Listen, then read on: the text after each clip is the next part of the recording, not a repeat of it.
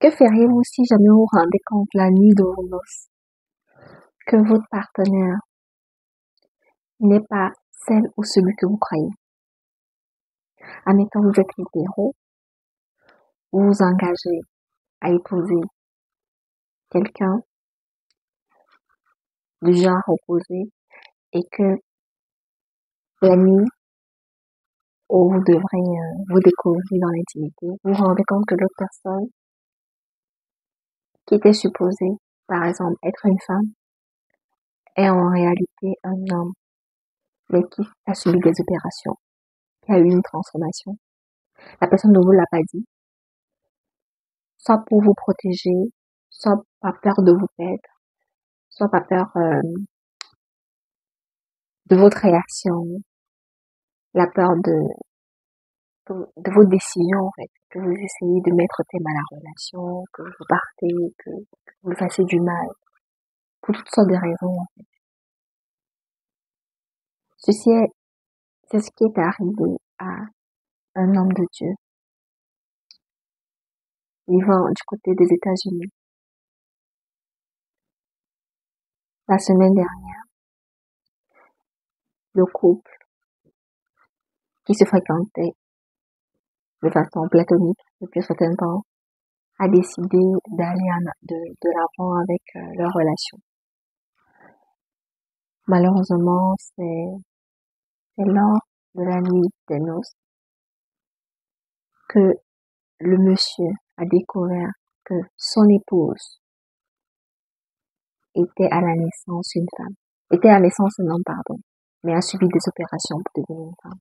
Et quand vous regardez les photos, si on ne vous le dit pas, vous ne pouvez pas imaginer en fait. Pour le cas de cette personne-là, l'opération a presque très bien été. Parce que physiquement, elle avait l'air de la gente féminine en fait. Avec les traits, le visage, au niveau de la démarche, de beaucoup de choses en fait. Je sais pas, quand j'ai écouté la vidéo, ça a été vraiment très dur et très triste. Parce que malheureusement, l'homme de Dieu n'a pas supporté ce choc-là, en fait, ce traumatisme-là. Et il est allé loin. C'est-à-dire, il a enlevé la vie à la personne qu'il a épousée, en fait.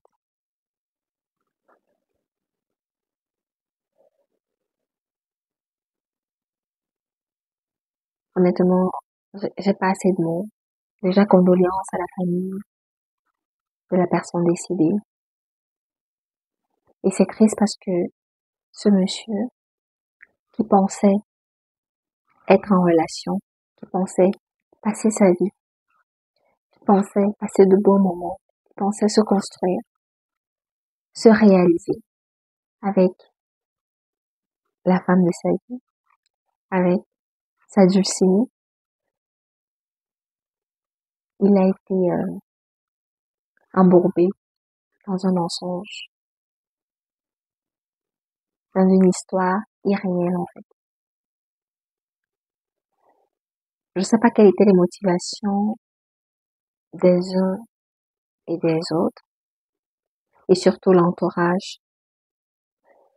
Vous, que qu'auriez-vous faire en fait? Est-ce que si vous avez juste chaque personne dans votre entourage, c'est-à-dire un membre de votre famille, un ami, une amie, une connaissance, qui a transité durant un certain moment de sa vie,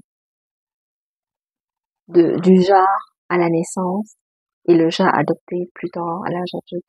Est-ce que vous communiquerez cette information à son ou à sa partenaire, la personne avec qui la personne chemine et est en couple, ou vous allez rester dans le secret, en fait, vous allez rester dans le secret professionnel, je sais même pas si on peut appeler ça comme ça.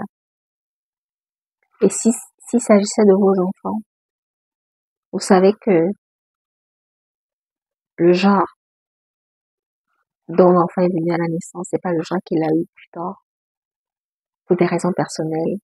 Votre enfant a décidé de changer d'apparence et tout ce qui va avec, d'orientation. Que feriez-vous? Est-ce que vous allez convaincre votre enfant d'en parler à son partenaire ou à sa partenaire? Ou vous allez juste rester tranquille et laisser couler les choses, en fait?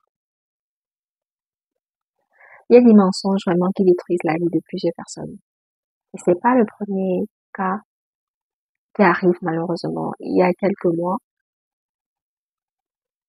en fin d'année 24 ou en 2025, un monsieur du côté de la France, je pense, qui était en couple aussi avec quelqu'un. Mais malheureusement, le monsieur ne savait pas que sa bien-aimée était un homme à la naissance, en fait. Donc, il était vraiment amoureux d'elle, si je peux le dire ainsi. Mais c'est plus tard qu'il s'est rendu compte que c'était pas le cas. Et ça l'a tellement brisé parce que il n'avait pas cette information-là. Et je pense, avec mes lectures et ce que j'ai vu sur les réseaux sociaux, le monsieur s'est enlevé la vie parce qu'il n'a pas supporté cette trahison. Il s'est senti tellement mal, il s'est senti abusé, il s'est senti stupide, naïf, franchement. Et il n'a pas accepté ça, malheureusement, il est parti, en fait. Et je pense qu'il avait fait quelques vidéos, il disait que ça n'a pas été facile, il s'est séparé de la personne, il savait se reconstruire. J'étais vraiment contente qu'il avait repris sa vie en main, mais malheureusement, ça a été dur, puis il a finalement commis un acte de non-retour. Il s'est ôté la vie, puis un bel homme, hein. Il avait l'air bien quand je l'écoutais, il avait l'air posé, il avait l'air aimant, il avait l'air tempéré.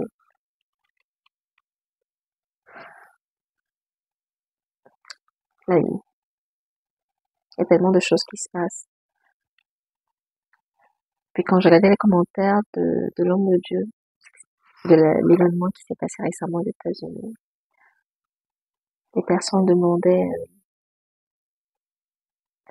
étaient vraiment violents dans les commentaires. Ils disaient, pourquoi est-ce que Dieu ne s'est pas révélé à ce pasteur-là? Pourquoi Dieu ne lui a pas parlé? Quoi?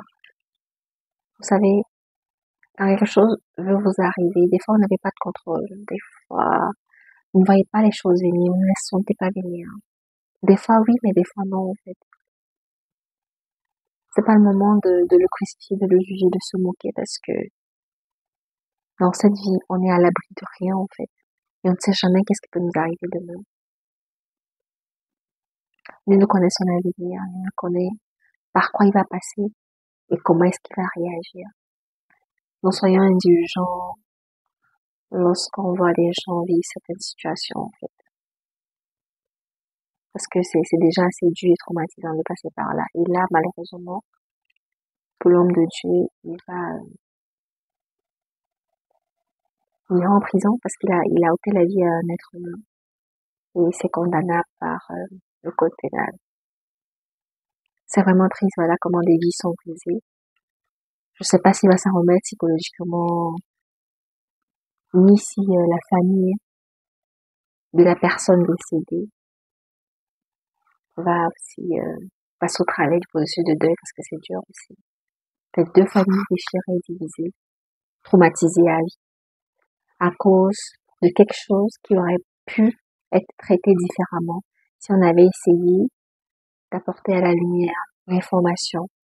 C'est vrai que humainement parlant, il y a des choses tellement qui nous sont personnelles qu'on ne veut pas partager avec certaines personnes, de peur d'être livré à la vertu populaire, de peur d'être charrié, de peur d'être insulté, d'être banni, d'être régné des fois, que on peut faire se cacher derrière certains mensonges. Mais malheureusement, parfois, les mensonges nous rattrapent en fait. Et ça peut malheureusement être fatal pour certaines personnes. C'est vraiment triste. Vraiment, je sais pas s'il y en a entre vous, dans votre entourage, des personnes qui vivent des situations comme ça. Je sais que c'est tellement difficile. On est dans un monde où on sait même plus à qui on a affaire, qui on a en face de nous. Les gens vont tellement mal à un point où Les gens changent tellement de choses à cause de leur mal-être, en fait. C'est vraiment triste. Je compatis aux deux personnes. Et le monsieur qui a gâché sa vie à cause de mensonges qu'il n'a pas pu supporter, sa réaction qui a été très fatale. Et l'autre personne aussi qui n'est plus sur cette terre à cause d'un certain nombre de choses. Pourtant, on ne sait jamais, on ne saura jamais, mais peut-être si la personne qu'on allait épouser s'était assise et avait parlé avec l'autre personne qui veut s'engager, que voilà qui je suis, avec des détails, peut-être la personne se serait fâchée, mais ça aurait évité d'en arriver là aujourd'hui. J'espère que vous allez bien. J'espère que vous avez aimé cette vidéo. J'ai trouvé vraiment cette histoire assez touchante et vraiment triste. Je vous souhaite de ne pas passer par là et d'être sage. Prenez soin de vous, s'il vous plaît, et protégez-vous, ok? Portez-vous bien. Merci de liker la vidéo. Merci de laisser vos avis en commentaire. Qu'aurez-vous fait? Comment aurez-vous réagi? Est-ce que vous avez déjà eu à vivre ce genre de situation? Est-ce que vous aurez dit la vérité à votre partenaire? Est-ce que vous le regardez, laissez que la personne découvre et réagisse comme bon lui semble? Comment vous auriez-vous pris en fait? Et comment est-ce qu'on peut faire? Quelles sont les suggestions que vous donnez pour éviter ce genre de drame dans notre société à l'avenir, à notre communauté ici? Merci de liker la vidéo, merci de laisser des commentaires, merci de la partager également et abonnez-vous à la chaîne si ce n'est pas encore fait. D'ici là, portez-vous bien et à bientôt. Bonne journée.